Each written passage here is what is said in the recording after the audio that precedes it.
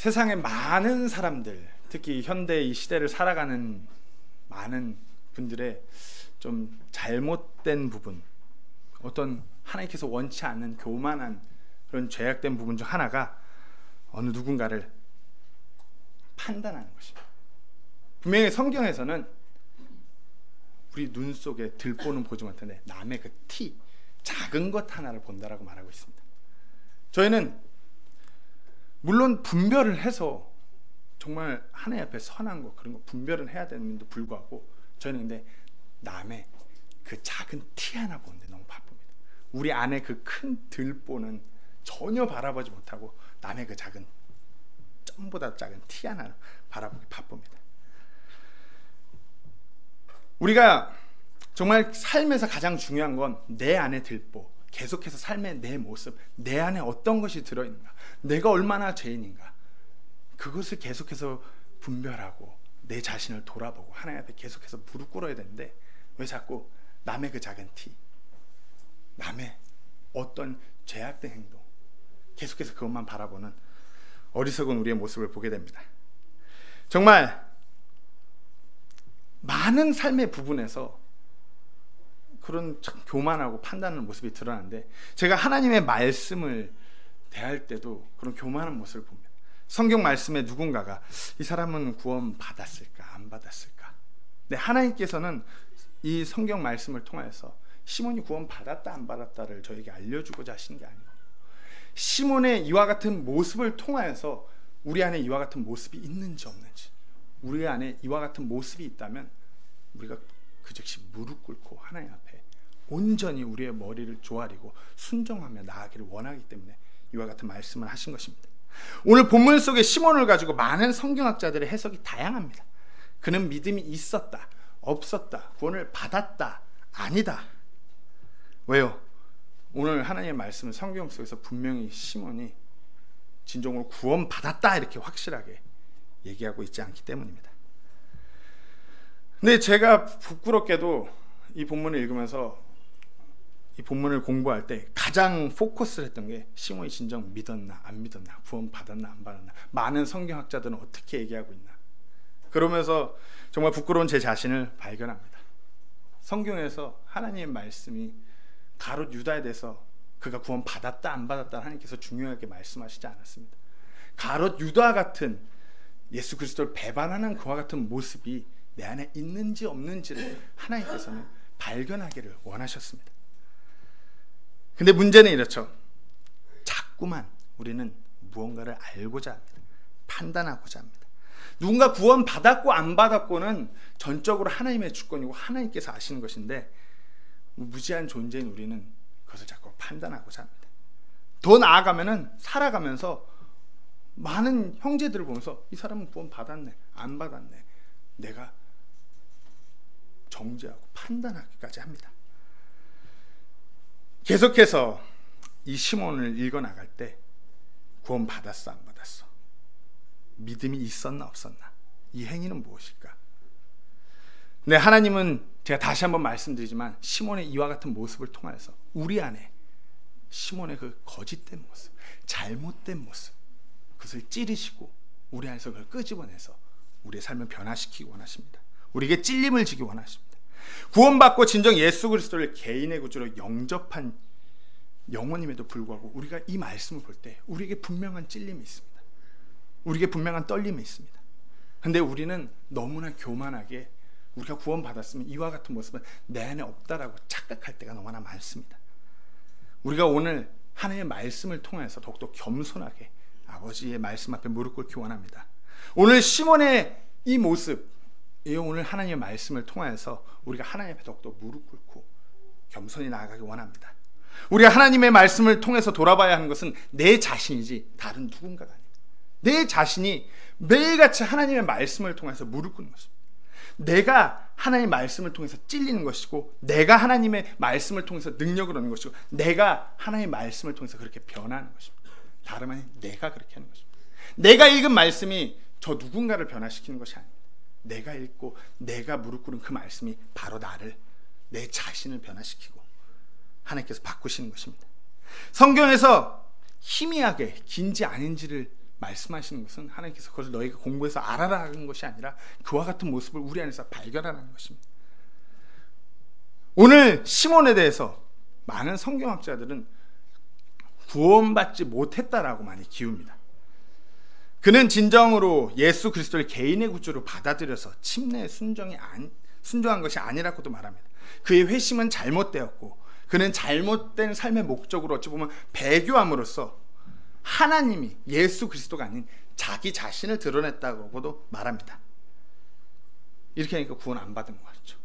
근데 또 뒤에 부분에서는 또 믿고 침례를 받았다라는 구절도 분명히 있습니다. 우리가 시몬의 이와 같은 모습이 한번 내 안에 있는지 아닌지 돌아보기 원합니다. 시몬을 통해서 우리가 돌아봐야 되는 첫 번째 그 모습은 진짜 같은 가짜의 모습입니다.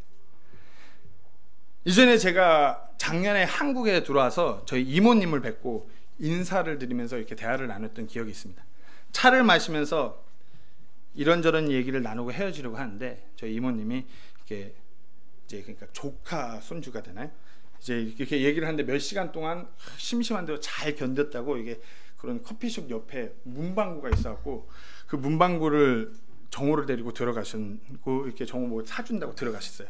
근데 이제 그때 당시 이제 뭐 지금도 최고 인기인지 모르는데 그때 당시 눈앞에 들어온 건 문방구에 그 요즘 그 터닝 카드, 예, 그 장난감이 딱 보입니다.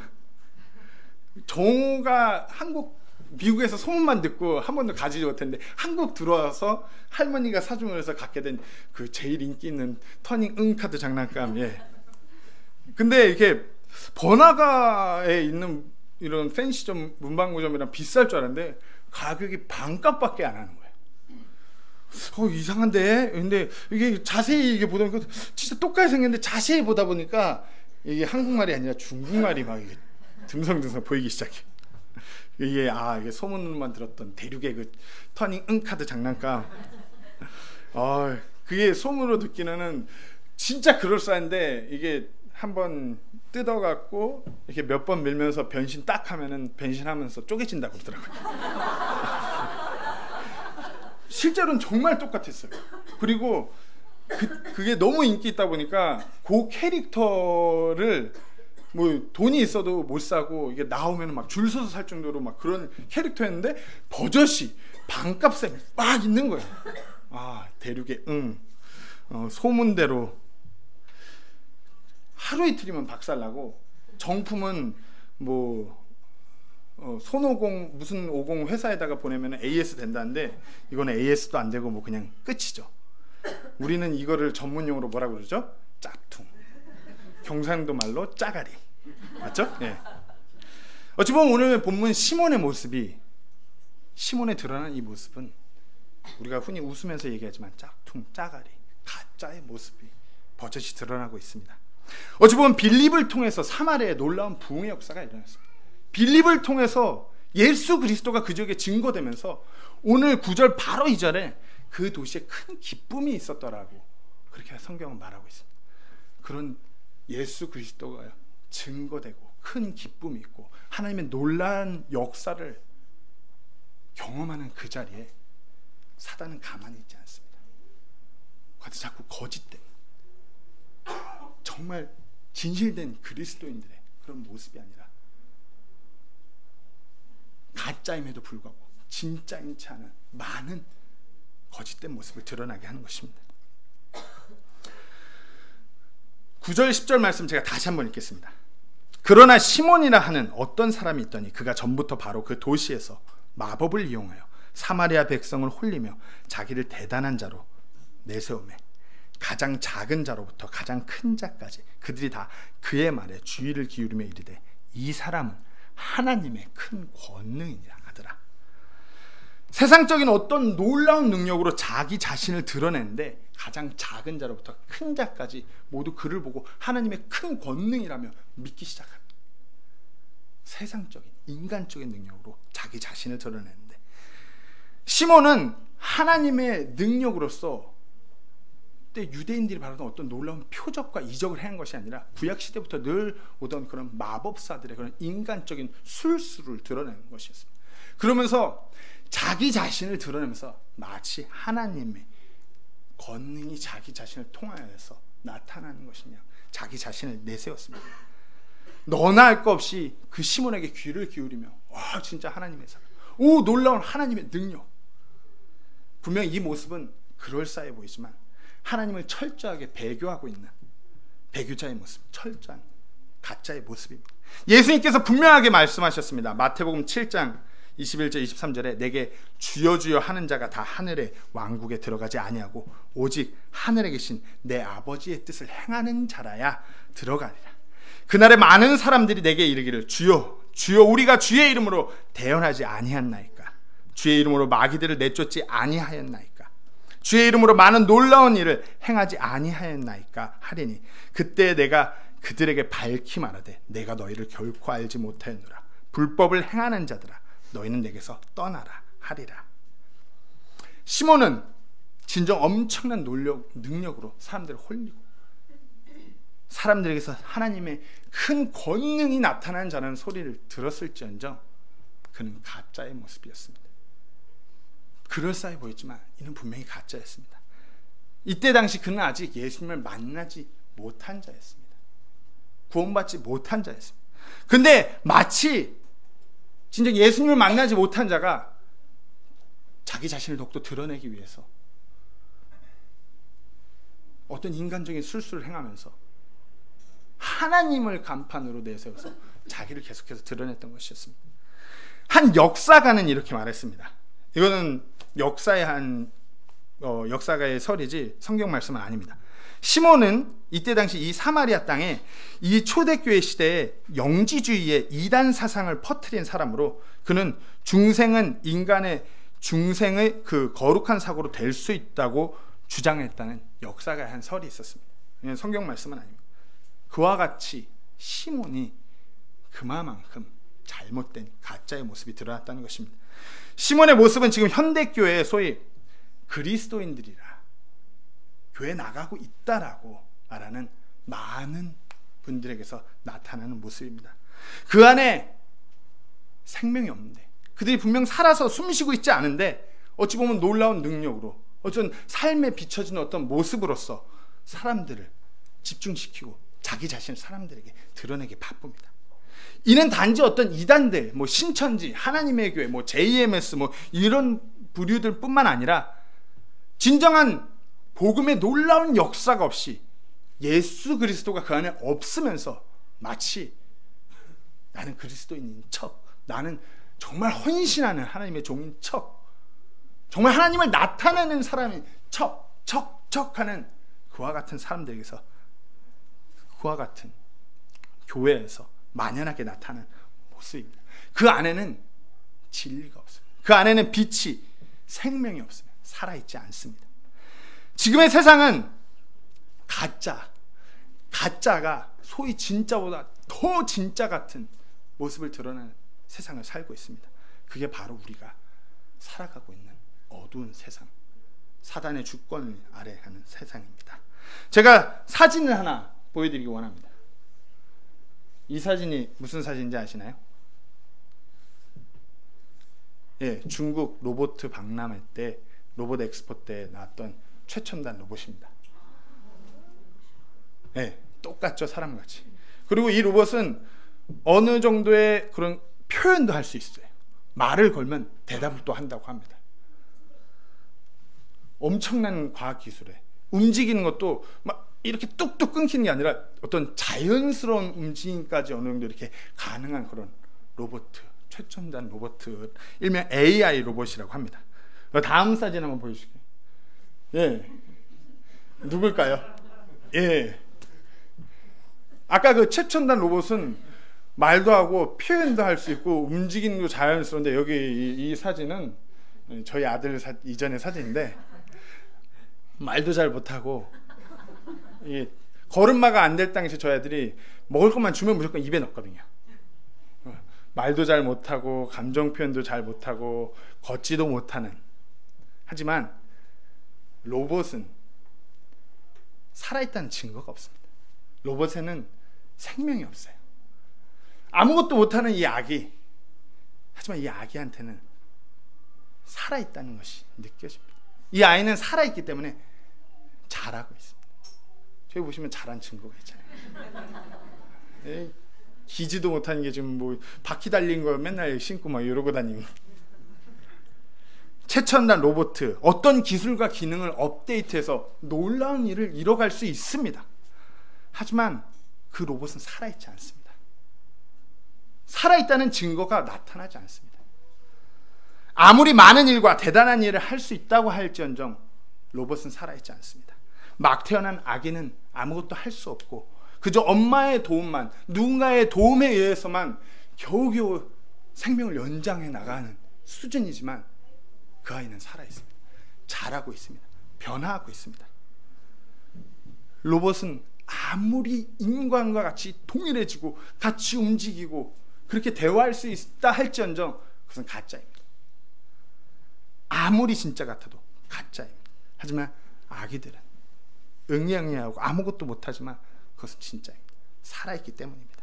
울고 싸고 아프고 하지만 그것이 살아있다는 증거입니다. 그리스도인으로서 아무리 헌신하고 말씀을 전하고 전도하고 삶에서 많은 부분에서 헌신하고 너무나 많은 시간을 내가 하나님 앞에 할애하고 그렇게 살아가고 있지만 내 삶의 변화가 없고 내 삶의 성장이 없고 내 삶이 뭔가 맨날 매너리즘적으로 무미건조하게 나아가고 있다면 우리가 다시 한번 돌아봐야 하는 것입니다.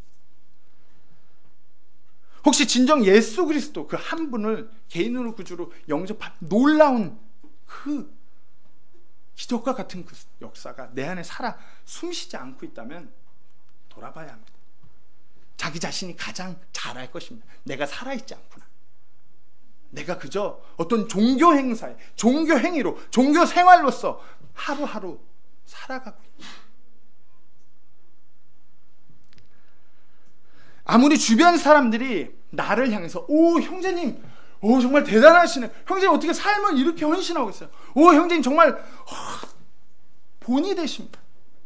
그렇다 할지언정 그것은 내가 진짜 그리스도인이라는 것과는 별개의 문제입니다. 칭찬과 찬사가 쉴 새 없이 쏟아진다고 하여도 예수 그리스도의 그 복음으로 인하여 살아있지 않다면 가짜입니다.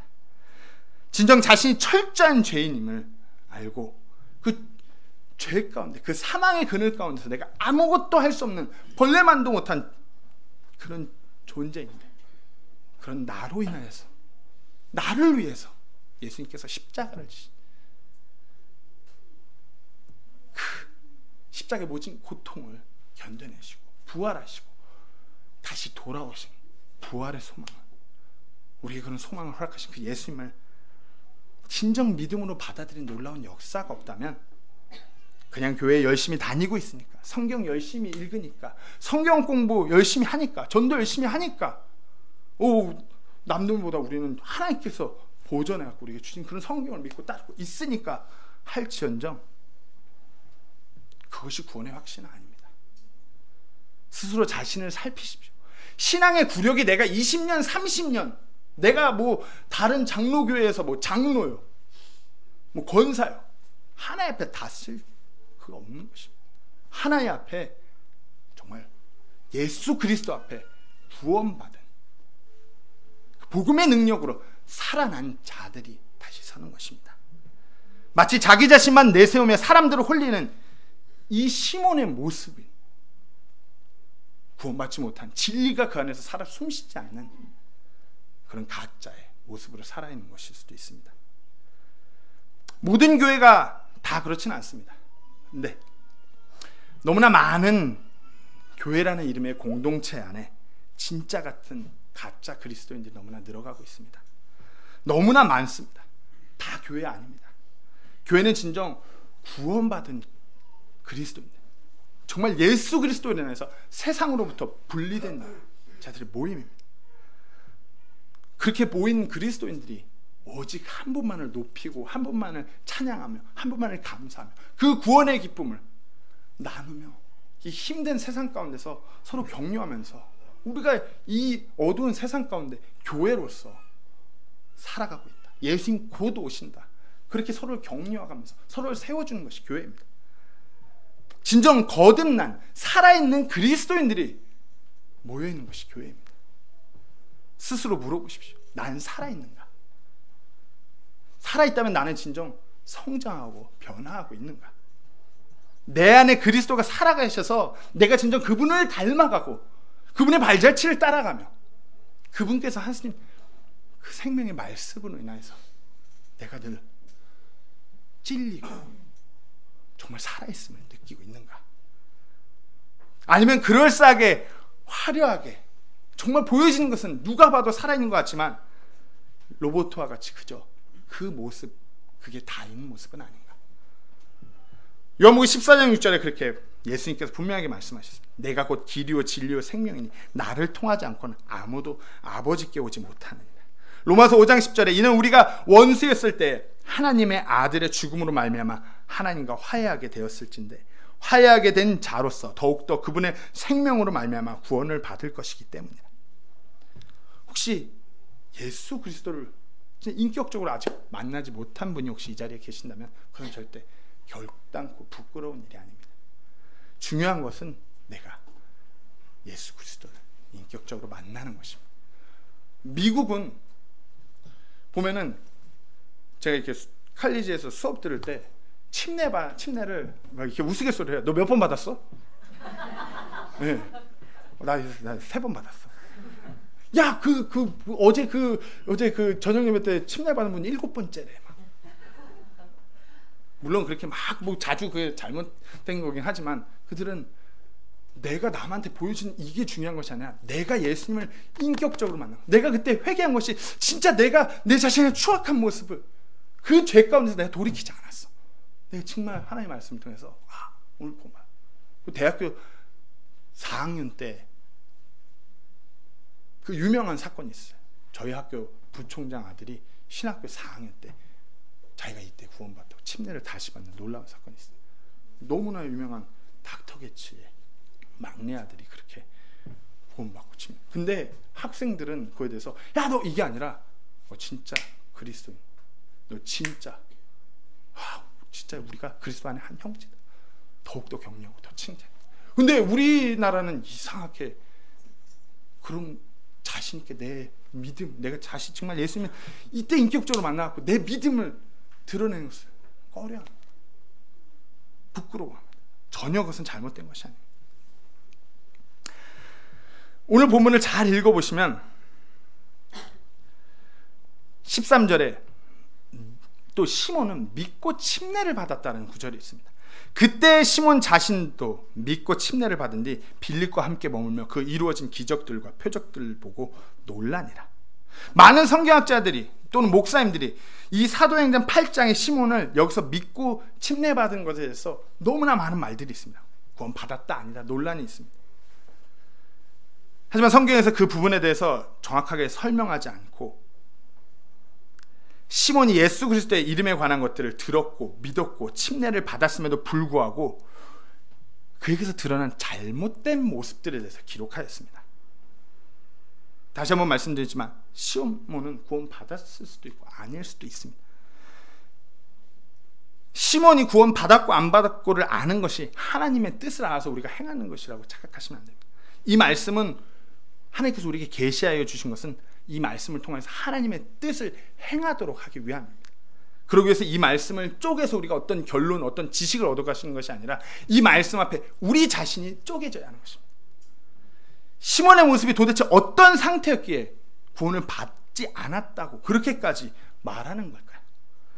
물론 진정 구원받은 진정한 그리스도인의 모습이 아니었기 때문에 당연히 그렇고 막 시몬 정말 구원받은 그리스도 예수 그리스도를 증거하고 놀라운 그 열매들이 있고 더욱더 사마리아의 부흥의 물결이 시몬을 통해서 일어났다고 하면 아무도 이 사람 구원 안 받았다 이렇게 얘기하지 않을 것입니다. 그러면 이제 그건 정말 잘못된 소설 쓰는 사람이겠죠. 그는 가짜의 모습, 정말 잘못된 거짓된 모습을 보였기 때문입니다. 진짜가 가짜의 모습을 보인다면 거기엔 분명한 이유가 있는 것입니다. 현대의 기독교, 현 시점에 많은 교회들이 뭐냐 그렇게 묻는다면 저는 좀 이렇게 말하고 싶습니다. 너무 회개에 대해서 안일하다. 죄에 대해서 안일하다. 분명히 우리는 구원의 상징적인 모형으로 침례를 믿는데 침례가 아닌 세례를 믿는 사람들이 너무나 많다라고 말하고 싶습니다. 종교개혁 때 오직 믿음, 오직 은혜, 오직 성경 하는데 이때 죄에 대한 거 그게 너무 사라져버리지 않았나. 구원과 회개는 동전의 양면입니다. 우리가 온전히 하나님 앞에 회개했을 때 그 온전한 구원이 시작되는 것입니다. 근데 우리가 그 회개에 대해서 너무나 잘못 착각하고 잘못 생각하는 부분이 많습니다. 회개가 어떤 내 지금 삶에서 경건한 생활로 바뀌면 이게 회개다라고 잘못 생각하는 분들이 너무나 많습니다. 현 시점에서 내가 이런 거 잘못된 거 하는데 내가 여기서 이런 분들 안 하면 내가 회개했다고 착각합니다. 과연 그럴까요? 예수님께서 이렇게 말씀하셨습니다. 누가복음 5장 32절에 나는 의로운 자들을 부르러 오지 아니하고 죄인들을 불러 회개하게 하려고 왔노라 하시니라. 이때 듣는 청중은 유대인, 바리새인, 서기관인들, 율법적으로 어떤 윤리적으로 너무나 철저한 사람들. 네, 그렇게 막 누가 봐도 의인인데 이 사람들한테 대고 나는 의인들 부르러 오지 않았다. 죄인들 부르러 왔다고 말씀하십니다. 그들에게 너희 같은 자들, 누가 봐도 정말 경건 그 자체인 생활, 그런 사람들 불러서 회개하러 왔다고 말씀하시지 않았습니다. 행위로는 따라갈 수가 없는 자들이었습니다.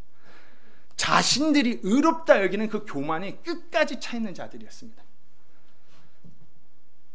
교만한 자아를, 그 자신을 철저하게 죽이지 못한 이들에게는 회개가 없던 것이었습니다. 이들은 자신들이 죄인임을 깨닫지 못하고 회개하지도 못했기에 그냥 무늬만 의로운 자들로 나왔던 것이었습니다. 구원의 상징이 침례라고 했죠. 왜요? 우리는 죽었다가 다시 살아나는 것 때문에 물속에 담겼다가 우리 일어납니다. 예수 그리스도 통해서. 세례는 물로 죄를 씻긴다고 합니다. 무늬면 씻기면 되죠. 아니, 우리가 거짓된 옛 본성, 옛 자아, 내가 못 노는 그 모든 것들이 철저하게 죽었을 때 우리가 예수 그리스도를 만나게 되는 것입니다. 죄로부터 돌이키는 것, 그것은 죄를 짓지 않으면 되는 어떤 행위로 착각하는 것이 아니에요. 내가 본래 못한 내가 정말 예수 그리스도가 이런 나 때문에, 이렇게 추악한 나 때문에 십자가를 못 박히셨구나. 그것을 발견하는 것이 회개입니다. 우리가 의지적으로 내가 인식되는 그 많은 죄들을 삶에서 다 안 하고 정말 죄로부터 돌이켰다 한지언정 예수님 앞에 섰을 때 우리가 정말 내가 죄다 회개했어요 이럴 수 있을까요? 내가 인식조차 하지 못하는 죄들이 내 삶에 만연한데. 찰스 스펄전은 이렇게 말했습니다. 살인자가 교수형을 싫어하듯이 사람은 죄를 싫어할지도 모른다. 그러나 그것이 회개했다는 증거는 될 수 없다. 만약 내가 형벌 때문에 죄를 싫어한다면 나는 죄를 회개한 것이 아니다. 나는 단지 하나님이 공의로운 분이란 사실만 인정한 것이다. 그러나 죄를 예수 그리스도에 대한 범죄로 볼 수 있다면 내가 그분을 상처 입히고 죽게 만들었다는 사실을 보고 내 마음이 부서져 자신을 혐오하게 되었다면 그것이 바로 회개이다. 물론 다시 세상으로 밀려나서 죄의 유혹에 넘어가서 죄를 또 지을 수도 있습니다. 근데 구원받은 그리스도인들은 그럴 때마다 더욱더 추악한 자신의 죄들을 더욱더 발견하고 내가 얼마나 하나님의 은혜 없이는 살아갈 수 없는 존재인가 철저하게 느끼고 다시 무릎 꿇게 되는 것입니다. 회개는 죄로부터 턴백, 돌아서는 것입니다. 죄를 행하던 나는 죽고 이 죄로 인해서 내가 어찌할 수 없음을 깨닫고 오직 이 죄로부터 돌아서는 것의 답은 예수 그리스도의 한 분인 것을 철저하게 느끼는 것입니다. 철저하게 그분을 향해 돌이키는 것입니다. 하나님이 원치 않는 것, 내가 이와 같은 것들에 휩싸여서 이러고 저러고 내가 회개했다면 그 삶은 이제부터 계속해서 추악한 자신의 모습을 발견해 나갑니다. 나의 이와 같은 죄 때문에, 나의 이와 같은 불법 때문에, 이것 때문에 예수님께서 그 고초를 당하셨구나. 이런 나임에도 불구하고 그분께서 나를 사랑하셨구나. 진정한 회개가 있을 때 진정한 구원이 이루어지는 것입니다. 동전의 양면 둘이 함께 가는 것입니다. 내가 진짜 죽어야 진정한 회개요, 진정으로 예수 그리스도를 내 개인의 구주로 영접하는 것인데, 나 자신이 완전히 죽어서 밑바닥까지 내려가는 것을 원치 않는 사람들이 너무나 많습니다. 그냥 자기가 뭐 삶에서 이런 불법적인 부분 내가 요거 고치면 되지, 이걸 회개로 착각하시는 분들이 많습니다.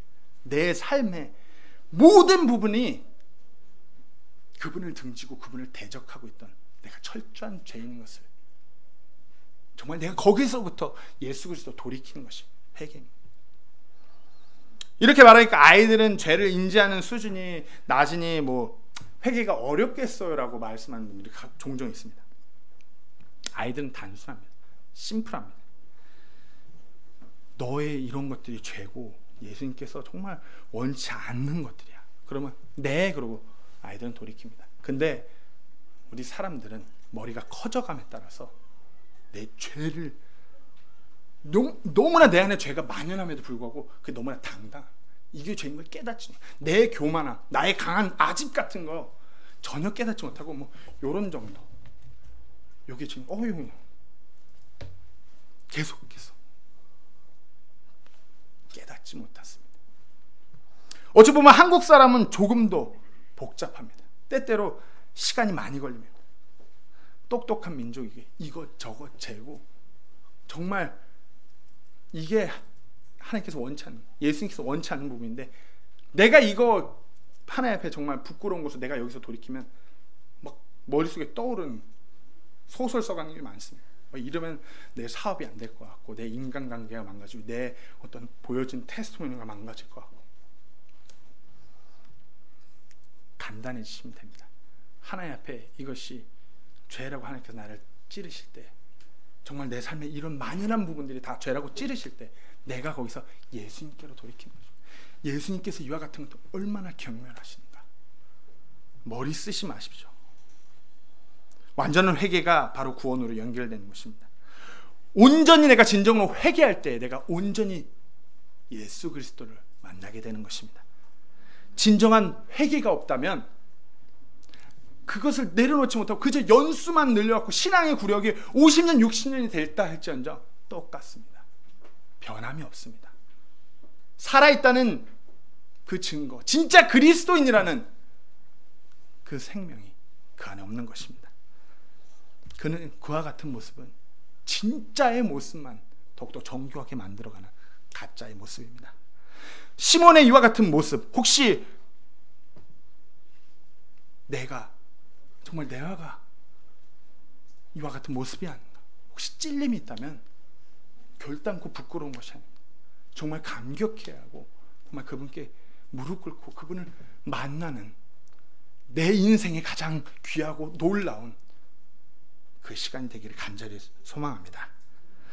아니면 혹시 또 시몬이, 혹시 이와 같은 시몬들의 모습이 내가 진짜 회개함으로 내가 진짜 구원받은 그리스도인 내 자신인데, 시몬의 불법에 만연한 모습, 정말 죄에 매여 있는 이와 같은 모습이 혹시 나의 모습은 아닌지. 우리가 두 번째로 돌아봐야 할 그 시몬의 모습은 가짜 같은 진짜의 모습입니다. 진짜임에도 불구하고 가짜로 드러나는 그의 모습. 첫 번째로 우리가 봐야 할 그 모습은 그의 어떤 무감각한 상태입니다. 시몬이 믿고 침례를 받았는데도 그는 영적으로 무감각했습니다. 자신의 마법보다 성령님께서 빌립을 통해 이루시는 그 표적과 기적이 대단한 것에 심취합니다. 자신의 마법보다 더 대단한 능력을 갖고자 합니다. 사도들을 보니까 막 성령 임하는 거 보니까 오!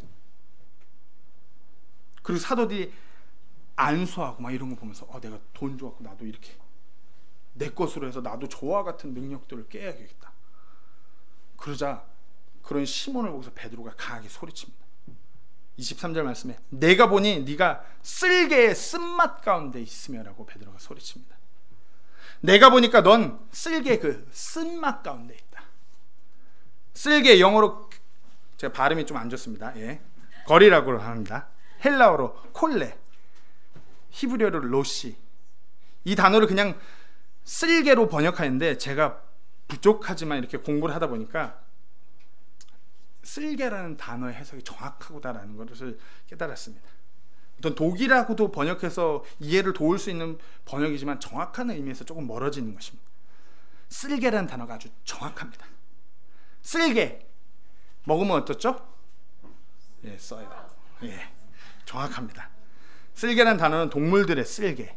쓸개의 맛은 아주 쓰며 성분은 티우로콜산, 글리코골산, 담즙 분비 촉진제, 흥분제, 신경진통제가 성분입니다. 즉 다시 말해서 쓸개는 진통 효과를 주며 약재로 사용하지만 아주 소량을 약재로 쓰기도 합니다. 왜죠? 중독성이 아주 강한 성분들이기 때문입니다. 신약 성경에서 이 단어가 여기 외에 한 번 더 쓰인 곳이 있습니다. 예수님께서 십자가에 매달리기 전 병정들이 예수님께 마시게 하려고 했던 쓸개탄 식초. 마태복음 27장에 거리란 단어가 다시 나옵니다. 십자가에 못을 박아 매다는 것은 인간이 감당할 수 없는 고통이 주어지기 때문에 그 고통을 못 이기고 너무 쉽게 쇼크사로 가는 경우가 종종 있기 때문에 병정들 그걸 먹이려고 합니다. 예수님께서는 근데 그것을 원치 않으셨습니다. 인간이 감당할 수 없는 고통이 주어지기에 매달리기 전에 그 고통을 무감각하게 할 수 있는 진통 효과를 주는 쓸개를 탄 식초를 마시기 원치 않으셨습니다. 예수님께서는 우리를 위해 받으셔야만 했던 그 혹독한 모든 고통을 전혀 감하는 것 없이 온전히 받으셨던 분이었습니다. 그 고통을 있는 그대로 감당하셨던 분입니다. 다시 본문으로 돌아서 이렇게 쓸개라는 단어에 또 단어가 붙습니다. gall of bitterness라고 말합니다. bitterness, 사전적으로는 쓴맛 이렇게 해석되지만 미국에서는 우리나라 말로 쓴뿌리라고 이렇게 많이들 해석합니다. 너무나 깊숙이 자리 잡은 그 아픔, 어떤 기억, 우리가 어떻게 뽑아낼 수 없는 너무나 깊숙이 자리 잡은 그와 같은 것들을 bitterness라고 말합니다. 쓸개의 아주 깊은 곳 가운데 있다. 베드로가 이렇게 말한 거죠. 시몬의 상태에 대해서 쓸개를 통해서 베드로가 정확하게 묘사했습니다. 시몬은 in God of bitterness라고 말합니다. 무감각하게 만들고 중독되게 하는 그와 같은 쓸개에 너무나 깊숙한 곳에 있다. 영적으로 무감각치고 영적으로 몽롱한 상태인 시몬에게 정확하게 말한 것입니다. 영적으로 무감각친다. 우리 현대 세상이 영적으로 무감각침, 우리 그리스도인들이 영적으로 무감각침으로써 죄가 만연한 세상이 되었습니다. 하나님께서 경멸하시는 죄가 소위 인간들이 만든 법이라는 것에 날개를 달고서 너무나 만연하게 되었습니다. 진짜 그리스도인들이 영적으로 무감각해지면서 가짜의 모습으로 세상에 만연하게 드러난 것입니다. 세상은 그래서 예수 그리스도의 교회들을 가짜라고 세상들이 말합니다. 그곳에 사꾼들이 모여있다고 말합니다.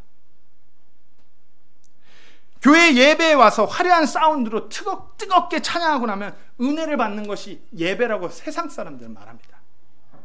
물론 모든 교회가 다 그런 건 아니지만 너무나 많은 교회들이 무슨 감정적인 것이 뜨거워져야 하나님을 높여 예배하는 것이라고 그런 모습으로 비춰지고 있습니다. 너무나 많은 교회가 갈수록 무감각해집니다. 이 정도는, 요 정도는, 요만큼은 성경에서 가르치면서 물러서도 우리가 본질적인 것은 변한 건 아니야. 우리가 본질적인 그 복음에서 멀어지지 않는다면 이런 말씀 중요한 거 아니니까 세상의 흐름, 문화의 흐름에 따라서 우리가 변해야 되는 거 아니야. 유동적으로. 성경 말씀에서 한 글자라도, 하나라도 우리가 그것을 제외시켜버린다면 우리가 본질에서, 근본적인 것에서 벗어나는 것입니다. 합의점을 찾고 좋은 게 좋은 거 우리 함께 해요. 이거 분명히 잘못된 것입니다. 힘을 합해서 우리가 더 큰 일을 도모합시다. 과연 그럴까요? 그러면서 캐톨릭과도 손잡고 예배드리고 불교 무당들을 초청해서 기도시키고 조금은 다르지만 우리는 같은 신을, 같은 하나님을 섬기고 있습니다. 우리 함께 기쁘게 예배합시다. 말도 안 되는 소리 하고 있습니다. 왜요? 영적으로 무관개척하기 때문입니다. 남 이야기가 아닙니다. 우리 삶에서 우리가 정말 깨닫고 우리가 느끼지 못한다면 우리도 모르는 순간에 저 깊숙한 것으로 무감각해져서 나락으로 떨어지는 수가 있습니다. 우리가 매일의 삶에서 하나님께서 나를 찌르시고 나를 붙들고자 하시는 성령님의 그 민감한 것에 우리가 민감하게 깨어 있어야 됩니다. 내가 바쁘다고, 내가 하는 일이 너무나 힘들다고, 너무나 무감각해지고 죄가 만연한 내가 될 수도 있습니다.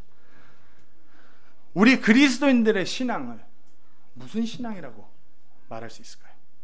세상은 기독교 하면 크리스마스, 예수 그리스도의 탄생을 중요시 여깁니다.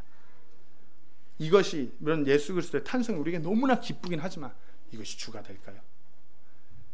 아니면 또 교회는 부활, 예수 그리스도의 그 부활이 정말 기독교의 본질이다, 핵심이다, 너무나 기쁩니다. 예수 그리스도로 부활하신 거. 근데 그 부활의 기쁨을 우리가 매일같이 살아갈 수 있을까요? 성경을 읽다 보면 예수 그리스도의 탄생 때 그 부모 외에는 증인이 없었습니다. 예수 그리스도 그 부활의 현장에 그 정확한 그 시점에 또한 증인이 없었습니다. 근데 예수님께서 승천하실 때는 무수히 많은 증인들이 있었습니다. 왜 예수님께서 그 놀라운 탄생의 증인을 남기지 않고 그 놀라운 부활의 시점에 왜 증인을 두지 않고 승천하는 그 승천의 순간에는 많은 증인들을 두셨을까요? 우리는 예수 그리스도가 곧 오시라는 소망을 우리가 안고 살아갑니다. 그 소망에 있기에 우리가 이 세상을, 이 어두운 세상을 살아갈 때 견뎌낼 수 있고 기쁨이 됩니다. 예수님께서 승천하실 때 왜 증인들을 놔뒀을까요? 그 증인들이 예수 그리스도를 증거함에 있어서 그 승천, 나도 예수님이 다시 오시면 같이 하늘로 채워 올라간다는 그 소망, 그것으로 인하여서 삶을, 그 혹독한 그 고통의 삶을 연명해 나갈 수 있기 때문이었기 때문입니다. 다시 한번 말씀드립니다. 우리가 그리스도인으로 이 어두운 세상, 죄가 만연한 세상을 살아간다는 것은 너무나 힘이 듭니다. 하지만 기뻐하시고 하나님을 찬양하십시오. 우리에게는 우리가 하늘로 올라갈 거라는 그와 같은 소망이 있습니다. 특별히 우리 서울 침례교회 성도님들이 깨어있기를 간절히 부탁드립니다. 멍하니 무뎌지는 우리의 생활이 되어서는 안 됩니다. 나는 성경 읽으니까, 우리 교회는 정말 성경이, 말씀이 온전히 선포되고 있으니까, 나는 매주 교회에서 열심히 섬기고 있으니까, 그저 그렇게 안일하게 생각하고 있다면 우리도 모르는 사이에 우리가 무감각해져갑니다. 영적으로 아주 좋아요, 좋습니다, 막 돌이켜보십시오. 오늘 본문 말씀에 그 도시에 기쁨이 가득한 그때의 이 시몬의 모습이 드러났습니다. 아니면은 아는데 몸에 배어서 너무 심하게 중독돼서 못 빠져나오는 거 아닌지 돌이켜보십시오. 너무나 무감각해져서 예수를 만난 인격적인 그 놀라운 구원받은 그 증거가 없음에도 불구하고 수십 년이 흘려서 나는 구원받은 자야 라는 착각 속에 살진 않는지요. 이전에도 말씀드렸습니다. 절에 가장 많이 가 있어야 할 사람들이 교회에 너무나 많습니다. 누구죠? 불신자. 무감각하게 나는 그냥 그래도 아닙니다. 민감하게 내가 매일 살아있나 체크하셔야 됩니다. 내가 살아있다면 매일 보는 그 하나님의 그 복음의 메시지가 나를 더욱더 철저하게 올가맬 것입니다. 너무나 힘들고 아픈 그 삶에서 내게 소망이 되어줄 것입니다. 절박하게, 아주 간절하게 하나님께 그렇게 매달려야 되는 시대입니다. 오직 하나님께만 간절히 매여야 합니다. 베드로전서 1장 13절에 그러므로 너희 마음의 허리를 동이고 정신을 차려 예수 그리스도께서 나타나실 때 너희에게 가져오실 그 은혜로 인해 끝까지 소망을 가질지어다. 4장 7절에 오직 모든 것의 끝이 가까이 왔으니 그러므로 너희는 정신을 차리고 깨어 기도하라. 그분께서 오실 날이 멀지 않았습니다. 그분께서 다시 오시면 우리는 하늘로 올라갈 것입니다. 그것이 우리의 소망이고 이 힘든 어두운 세상을 견디게 하는 우리 신앙입니다. 두 번째로는 시몬의 그 상태는 매여 있는 상태였습니다. 베드로가 또 얘기했습니다. 내가 보니 네가 쓸개의 쓴맛 가운데 있으며 불법에 매여 있도다. 베드로가 쓸개의 쓴맛 가운데 있다라고 말하면서 이어서 불법에 매여 있다라고 말합니다. 영적으로 무감각해지니 당연히 죄가 만연하고 불법 가운데, 그 죄 가운데 매여 있는 것이 당연합니다. 하나님께 매여 있어야 하는 그리스도인들이 너무나 많이 그 불법에, 그 죄에 매여 있습니다. 불법에 구속되었다는 것, 매여 있다는 것은 그 죄의 노예가 되었다는 것입니다. 우리가 하나님의 종, 하나님의 노예, 하나님께 매여서 그렇게 살아가야 되는데 세상에 많은 즐거운 것, 나를 편하게 하는 것, 그런 불법들로 매이게 됩니다. 잠언 5장 22절에 사악한 자는 스스로 자기 불법들에 걸리며 자기 죄들의 줄에 매이리니, 요한복음 8장 34절에 진실로 진실로 내가 너에게 이르노니 누구든지 죄를 짓는 자는 죄의 종이니라. 죄의 노예가 된 그리스도인들이 너무나 많습니다. 베드로는 영적으로 무감각해진 너는 죄의 속박 가운데, 죄에 구속된 죄의 노예로 너가 있는 것이라고 강하게 말합니다. 시몬은 크게 두 가지 불법으로 매여 있었습니다. 18절 19절을 제가 다시 한번 읽겠습니다. 사도들이 안수함으로 성령님이 주어진 것을 시몬이 보고 그들에게 돈을 주며 이르되 이 권능을 내게도 주어 내가 누구에게든지 안수하면 그가 성령님을 받게 하여 주소서 하니. 그는 첫 번째로 물질, 돈에 매여 있었습니다. 물질 만능주의, 맘모니즘이라고도 하죠. 시몬은 돈이면 다 된다고 여겼습니다. 사도들이 안수하여서 성령님이 임하시는 것 또한 자기가 돈 내면 된다고 착각했습니다. 돈이면 이 놀라운 하나님의 역사도 일어나갈 수 있다라고 착각하는 시몬의 모습입니다. 시몬은 돈에 매여 있기 때문에 돈이 엄청난 파워를 갖고 있다고 그렇게 착각한 것입니다. 아니라고 하지만 삶의 우리들을 돌아보면 너무나 많은 부분에서 이 모습이 드러납니다. 우리가 이와 같이 물질에 매여 있는 우리를 발견합니다. 돈이면 우리 교회 근사하게 지어서, 돈이면 좋은 프로그램과 좋은 시설로 많은 성도님들 더 좋게, 물질이 풍부하면 그렇게 할 수 있지. 근데 그러니까 우리가 잘 안 돼. 개척교회가 뭔 돈이 있어. 물론 힘들죠. 네, 물론 힘들죠. 근데 우리가 사역이 물질 만능주의, 물질에 매여 있다는 건 절에 가 있는 사람과 동일한 모습입니다. 하나님을 믿지 못하는 자들의 모습입니다. 번지수 잘못 찾은 것이, 불신자는 어디요? 절로 가야 합니다. 우리는 불신자가 아닙니다. 우리는 성경 말씀에서 분명히 말하고 있습니다. 믿음의 군사들입니다. 하나님께 매여 있는, 하나님께 존속된 믿음의 군사들입니다. 혹시 시몬과 같이 돈에 매여서, 물질에 매여서 사고가 물질로 시작해서 물질로 가고 있지는 않습니까? 제 삶은 돈을 위해서 살고 있지 않은데요. 하지만 돈 좀 있어야 뭐 된다고 생각하시지 않습니까? 그럼 그렇게 매여 있는 것입니다. 하나님과 만몬을 겸하여 섬길 수 없다라고 성경은 말하고 있습니다. 하나님께서 보이지 않는 말씀으로 세상을 창조하신 것을 믿으면서 하나님의 말씀이 영혼을 살리고 영혼을 구령하고 그의 삶을 받고 그의 생명을, 그를 살아나게 하고 진정한 그리스도의 교회를 하나님께서 세우신다는 것 못 믿고 있는 거 아닙니까? 그래도 조금 물질적인 게, 그래도 좀 물질이, 물론 물질이 있으면 가는 뭐 더 좋은 교회 뭐 할 수 있겠죠. 근데 그거 없다고 하나님 못 하시나요? 묻고 싶습니다. 그거 없다고,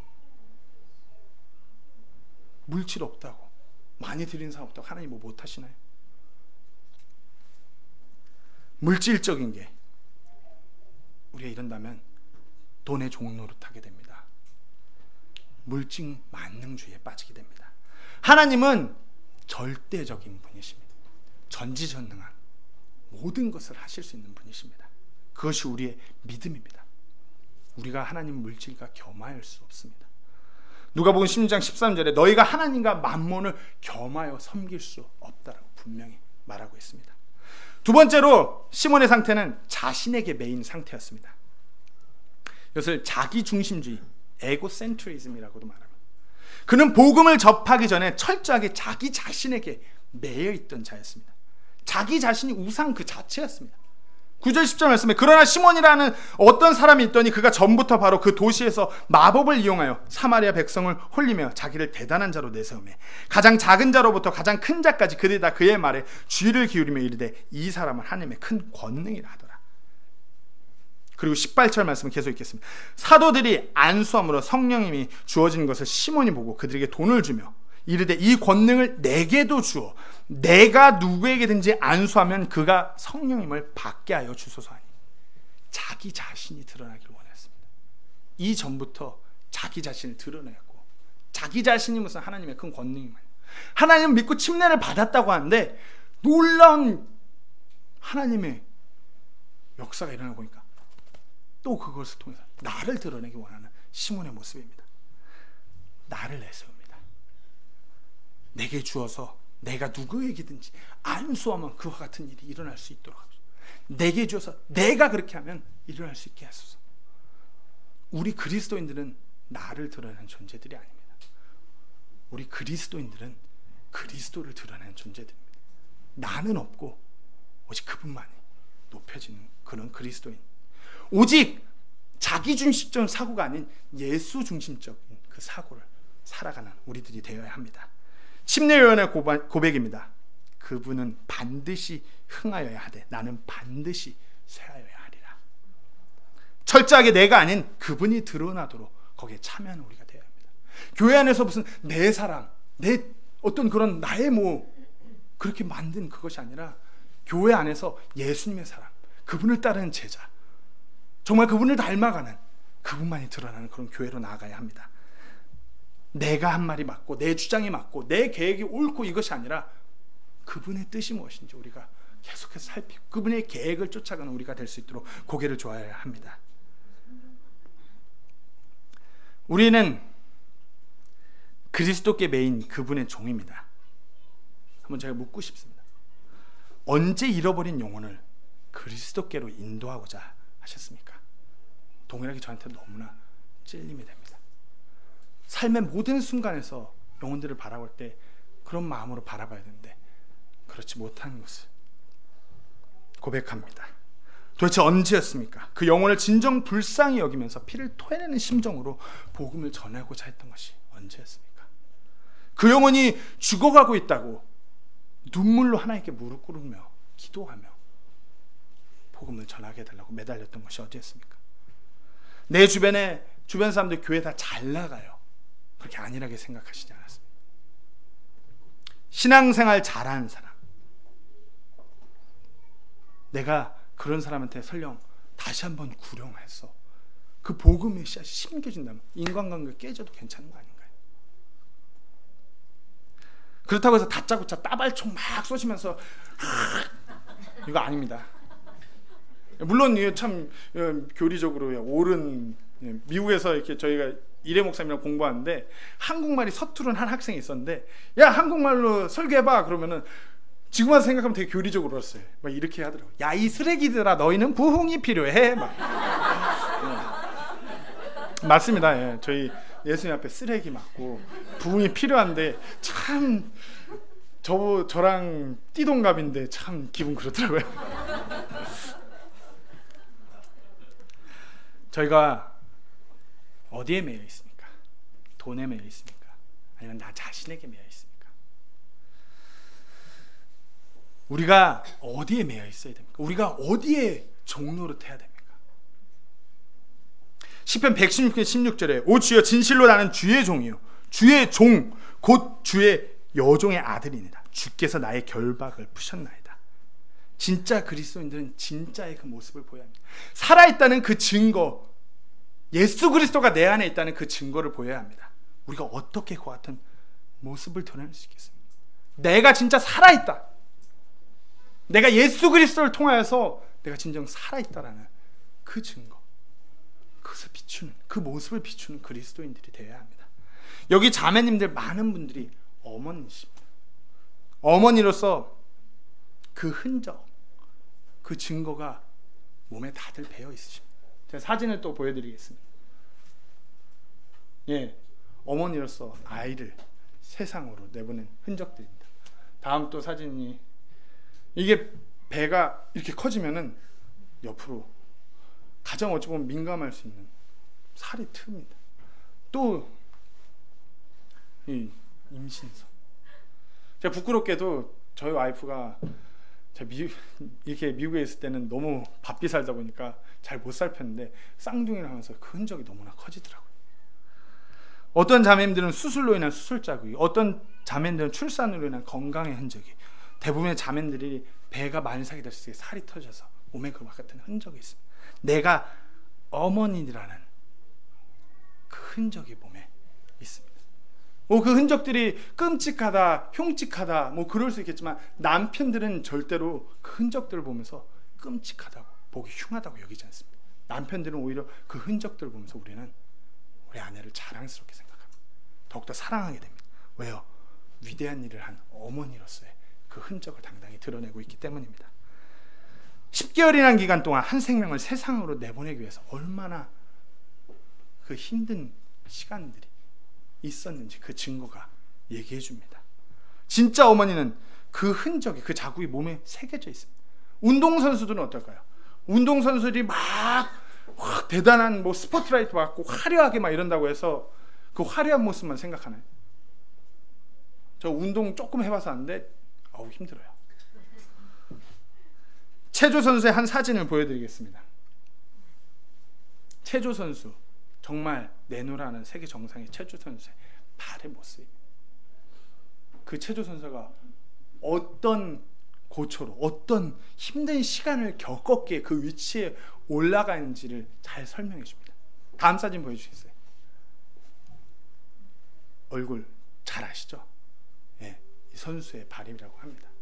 스포트라이트 받고 막 이렇게 체조할 때는 와, 막 멋있다, 아름답다, 저렇게. 근데 선수가 거기서 그 위치까지 있기 얼마나 힘든 시간을 보냈는지 그 발이 그 흔적을 대신해 주고 있습니다. 이들의 흔적을, 그 자국들을 보면 과연 이들이 누구인지 우리는 확신하게 알 수 있습니다. 어머니의 그 흔적, 그 자국들로 인하여서 우리가 진정 그분이 어머니인 줄 알 수 있습니다. 이 운동선수들, 이 위치에 있는 운동선수들의 그 자국들, 그 흉터, 그 흔적들을 보면서 그 사람이 왜 거기 서 있는지 우리가 알게 됩니다.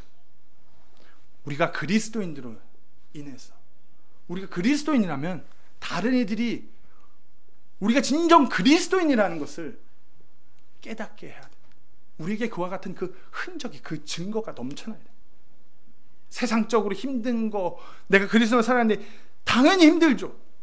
힘든 거 피하고, 추악한 거 피하고, 손가락질 받은 거 피하고, 그럼 우리 무감각하게 똑같은 가짜 속에 한 부류로 속해지는 것입니다.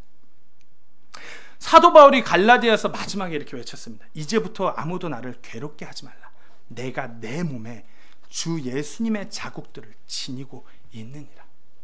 사도 바울은 갈라디아서를 시작하면서 복음을 변호하고 자신의 사도권을 변호하고서 갈라디아서를 마무리 지면서 다시 한번 자기 자신에 대해서 내가 진정한 예수 그리스도의 사도인 그 증거가, 그 흔적들이 예수 그리스도가 내 안에 만연하다. 더 이상 나를 그렇게 힘들게 하지 말라라고 다시 한번 변호하면서 갈라디아서를 마무리합니다. 내가 내 몸에 예수님의 자국들을 지니고 있다. 그것이 단순히 그 외적인 자국들이 아닙니다. 그 외적인 자국들이, 그 사도 바울에게서 보여지는 그 모습들 하나하나가 그가 예수 그리스도로 인하여서 그리스도인으로서 예수 그리스도를 증거하기 위해서 어떤 삶을 살아냈는지가 삶에서 드러나는 것입니다. 고린도후서 11장 23절 27절에서 언급됩니다. 그들이 그리스도의 사역자냐? 내가 어리석은 자처럼 말하거니와. 여기서 어리석은 자처럼 그냥 보여지는 그대로 사도 바울이 이야기합니다. 나는 더욱 그러하도다. 내가 수고를 더욱 넘치도록 하고 매도 지나치게 맞고 감옥에도 더 자주 갇히고 여러 번 죽을 뻔하였으니 내가 유대인들로부터 마흔에서 하나 뺀 매를 5번 맞았으며 3번 몽둥이로 맞고 1번 돌로 맞고 3번 파선을 당하여 한 밤과 한 낮을 기품 속에 있었으며 자주 여행하면서 물들의 위험과 강도들의 위험과 내 동포로 인한 위험과 이교도들로 인한 위험과 도시에서의 위험과 광야에서의 위험과 바다에서의 위험과 거짓 형제들의 가운데서의 위험을 당하였고 또 지치고 아프고 여러 번 밤을 새우고 굶주리고 목마르고 여러 번 금식하고 추위를 당하고 헐벗었노라. 사도 바울이 예수 그리스도로 인해서 그 흔적이 어떻게 쌓였는지 말하고 있습니다. 우리가 그리스도인으로 인해서 그 증거를 가지고 살아가고 계십니까? 사도 바울은 분명히 이 증거들을 가지고 다시 예수님 앞에 쓸 것입니다. 내가 당신으로 인하여서 당신을 증거하기 위해서 이런 삶을 살았습니다 말하기도 전에 예수님께서 잘하였도다 그렇게 말할 것입니다. 어떻습니까? 우리 진짜 그리스도인으로 살아가기 원하십니까? 본인 스스로한테 물어보실 때 진정한 그리스도인 맞습니까? 내 안에 그와 같은 흔적들이, 그와 같은 증거가 넘쳐나고 계십니까? 내가 그리스도인이란, 내가 예수 그리스도인 나에서 삶에서 너무나 어렵고 너무나 고통받는 그 순간들이 느껴지십니까? 그 진짜인 그 흔적이 우리 안에 넘쳐나야 합니다. 마지막으로 한 목사님의 말을 제가 나누고 마치도록 하겠습니다. 에이슨 윌슨 토저 목사님이라는 목사님이 그리스도와 함께 고난에 동참한 사람에게는 3가지 흔적, 3가지 증거가 있다라고 말하였습니다. 첫 번째로는 오로지 한 곳만 바라본다. 두 번째로는 되돌아가지 못한다. 세 번째로는 더 이상 자신의 계획은 없다.